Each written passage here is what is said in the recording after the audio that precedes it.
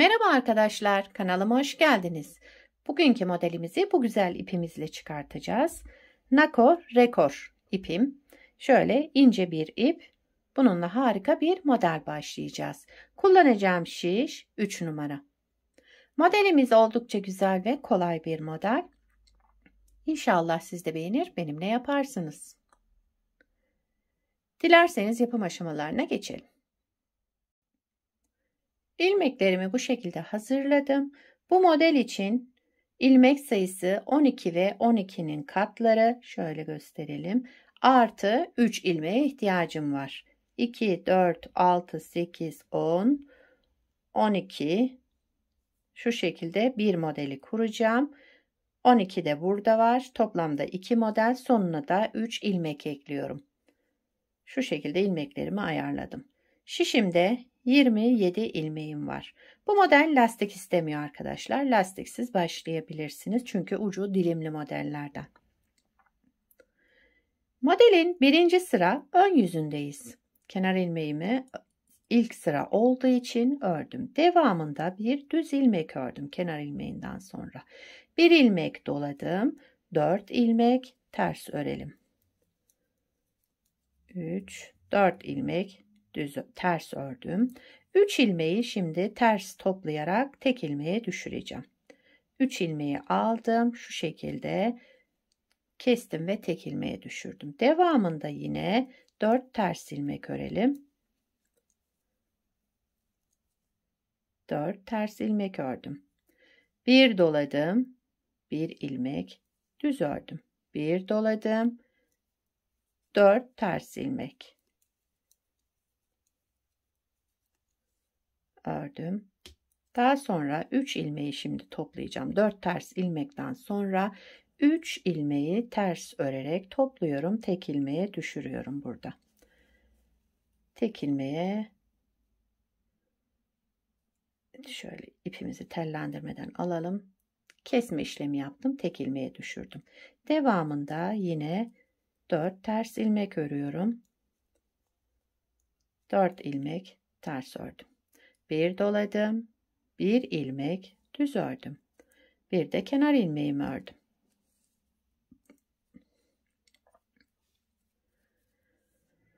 Evet. İkinci sıra arka yüzüne geçtik. Kenar ilmeğimi örmeden aldım. Bütün ilmeklerimi ters olarak örüyorum. Arka yüzünde şekillendirme işlemimiz yok. Sadece ilmeklerimizi ters öreceğiz. Örgü boyunca arka yüzünde ters örüyoruz arkadaşlar. Bu da bir kolaylıktır örgü yapanlar için. Şöyle, evet. İlmeklerimin hepsini ters olarak örüyorum.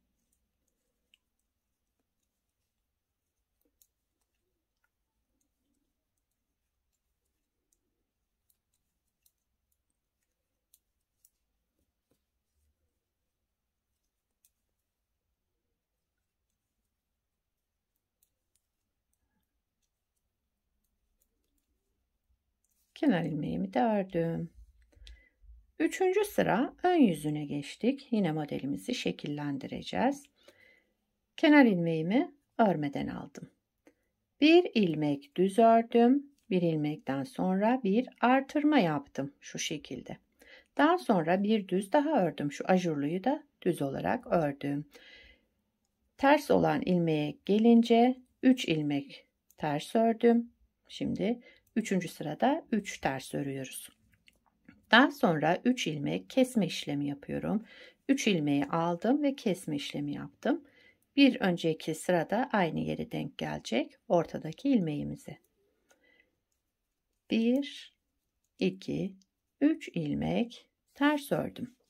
3 ilmek tersten sonra bir ilmek düz, önce şu ajurluyu düz örüyorum. Daha sonra bir artırma yaptım. Bir ilmek düz ördüm bu ortadakini. Bir artırma yaptım. Bir düz ördüm. Ters ilmeğe geldim. 3 ters ilmek örüyorum. 2, 3 ilmek ters ördüm. Ortadaki 3 ilmeğimi kesme işlemi yapıyorum. Tekrar 3 ters ilmek. 3 ilmek ters ördüm. Bir düz ajurluyu ördüm. Bir ilmek artırma yaptım. Daha sonra bir düz ilmek ördüm kenarda. Bir de kenar ilmeğimi ördüm. Üçüncü sıra ön yüzünde bakın modelimizi şöyle şekillendirdik. Dilimlerimiz oluşmaya başladı. Dördüncü sıra arka yüzüne geçtik. Arka yüzünde dediğim gibi ilmeklerimizin hepsini ters olarak örüyoruz. Şu şekilde sıra sonuna kadar devam edelim. İlmeklerimizi ters örelim. Beşinci sıra ön yüzündeyiz. Kenar ilmeğimi örmeden aldım. Sıradaki ilmeğimi düz ördüm yine. Bir doladım. Şimdi bir, iki ilmek düz ördüm. Şu şekilde. Devamında 2 ters ilmeğim kaldı. 2 ters ilmeğimi ördüm.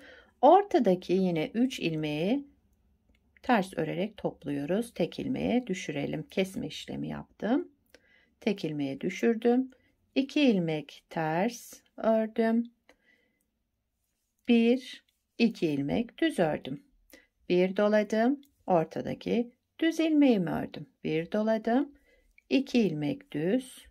2 ilmek ters. 3 ilmeği keselim. Şöyle kestim. Devamında 2 ilmek ters ördüm.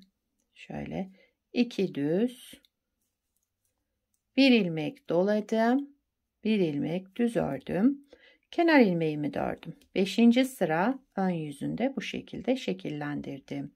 6. sıra arka yüzünde ilmeklerimizi ters olarak örüyoruz yine.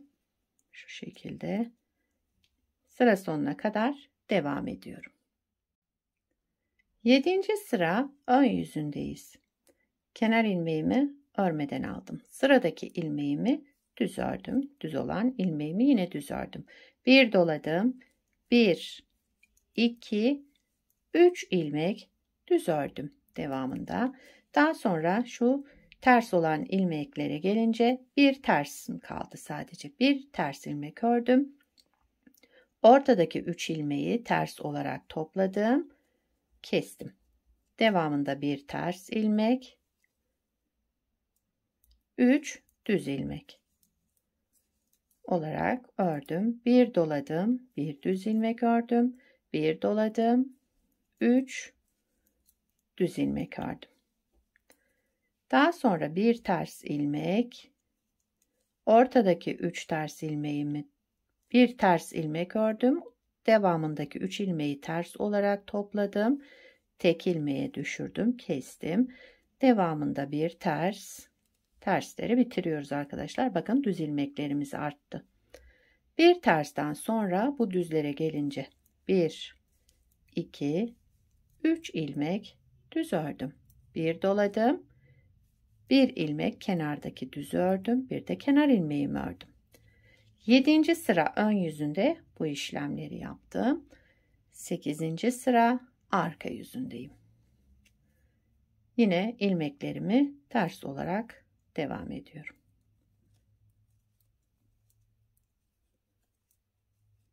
Şu şekilde ters örerek sıra sonuna kadar devam edelim. 9. sıra ön yüzündeyiz. Kenar ilmeğimi örmeden aldım. Bir ilmek düz, sıradaki ilmeğimi yine düz ördüm. Bir doladım. 1 2 3 4 ilmek düz ördüm.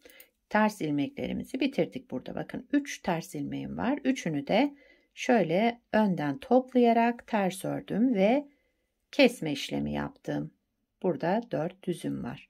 Devamında yine 4 düz ilmek olarak ördüm. Bir doladım. Ortadaki düz ilmeğimi ördüm. Bir doladım. 4 düz ilmek. Evet, 4 düz ilmekten sonra kalan 3 ters ilmeğimi yine kesiyorum. Şu şekilde aldım. 3 ters ilmeğimi yine ters örerek tek ilmeğe düşürdüm.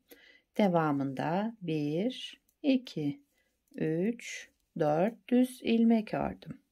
Şu şekilde bir doladım. kenardaki düz ilmeğimi ördüm. Son düzü ilmeğim, bir de kenar ilmeğimi ördüm.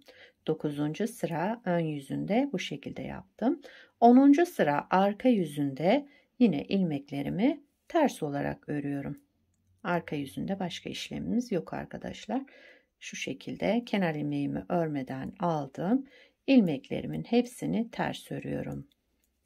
Şöyle hızlı örüyorum. Zaten farklı bir işlem yapmadığım için ilmeklerimi ters örerek devam ediyorum. 10. sıra da tamamladıktan sonra modelimizi bir kez kurmuş olduk. Model 10 sıradan oluşuyor arkadaşlar. İlmek sayımız 12 ve 12'nin katları artı 3 ilmek ekleyeceğiz sonuna. Yapacağımız örgüye göre ilmek sayımızı bu şekilde ayarlayacağız. Evet, modeli tamamladık. Bir kez kurmuş olduk. Bakın model böyle devam edecek. Şöyle güzel gösterişli dilimli modellerden. İsterseniz modelin birinci sırasını tekrarlayalım. İkinci model kurulumunda birinci sırayı yapıyoruz. Birinci sıra. Kenar ilmeğimi örmeden aldım. Modelin ön yüzünde birinci sıradayız. Bir ilmek düz ördüm. Bir ilmek doladım. 4 ilmek ters. Şimdi 4 ilmek tersle başlıyoruz. Yavaş yavaş tersleri azaltıp düzleri artırmış oluyoruz. 4 tersten sonra ipimi öne aldım. 3 ilmeğimi ters örerek topladım. Bakın birinci sırayı tekrar ediyoruz. İlk birinci sırada ne yaptıysak burada da aynısını devam ediyoruz. Kesme işleminden sonra yine 4 ters ilmek ördüm. Şöyle 4 ters. Bir doladım. Ortadaki düz ilmeğimi ördüm. Bir doladım. 4 ters ilmek. 1, 2, 3, 4 ters ilmek ördüm. İpi öne aldım. Ortadaki 3 ilmeğimi yine kesme işlemi yaptım. Devamında 4 ters. 4 ters ilmekten sonra bir dolayalım. Kenardaki tek düz ilmeğimi ördüm. Bir de kenar ilmeğimi ördüm. İkinci model kurulumunda birinci sırasını da bu şekilde ayarladık. Şöyle sonra zorlanmamanız için birinci sırayı beraber kurduk.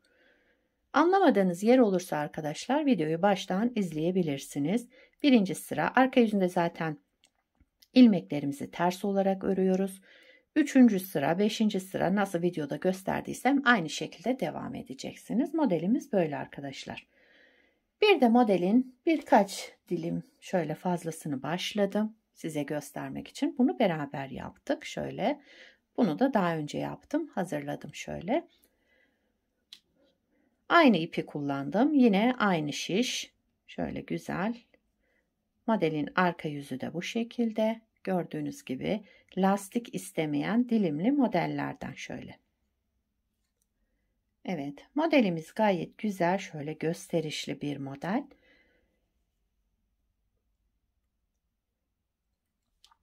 Bu modelden yelek yapabilirsiniz, hırka yapabilirsiniz. Yani yetişkin örgülerinde kullanmanızı tavsiye ederim. Çocuk örgülerine pek uygun model değil. Sizler de nelerde kullanacaksınız onları da yorumlarda belirtirseniz sevinirim. Yapacak olanlara kolay gelsin. Bir sonraki videoda görüşmek üzere. Hoşça kalın.